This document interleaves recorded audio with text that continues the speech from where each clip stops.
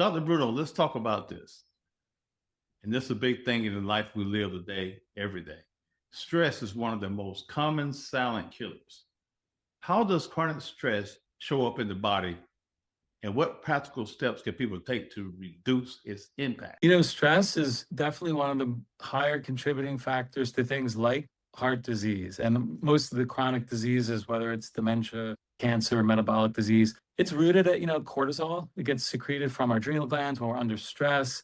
And that puts us in this state of, elevated heart rate, elevated blood pressure. It causes us to gain weight. It affects our sleep. And then the poor sleep contributes to higher stress and higher cortisol and more weight gain. It's a vicious cycle there. And I think most people, they're sort of adding to their stress, like you said before, about eating these, sort of toxic foods, processed foods, not controlling their light, blue light, basically, having all the screens. And at nighttime, that's probably one of the biggest stressors, believe it or not, is just exposure to, radiation. We have all our cell phones on at all times, so many things that we're bombarded with. If we should just take inventory of what can we do, let's say in our home from a practical standpoint to reduce this toxic burden, which is stress, maybe you're going to filter your water. Maybe you're going to get a nice air filter.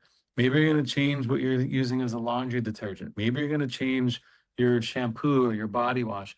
These little changes, again, will make a big difference and offload a lot of this stress on the body. So that's one way I think to look at stress. Other people say, well, you can do meditation. People do certain, breathing exercises. And there's lots of value there. But I think having an outlet like exercise, if you go back to that, that's a great way to reduce stress. Being out in nature. I think one of the most important things that most people are not doing is getting early morning sunlight, which will help you fall asleep at night.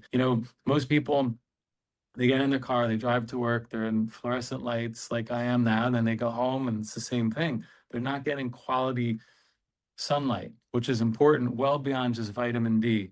That sunlight in the morning resets our internal clock, our circadian clock, and that helps us to fall asleep, which again, good sleep leads to less stress. So I think, being aware of your environment and trying to get a little bit more outdoors absolutely will help you with stress.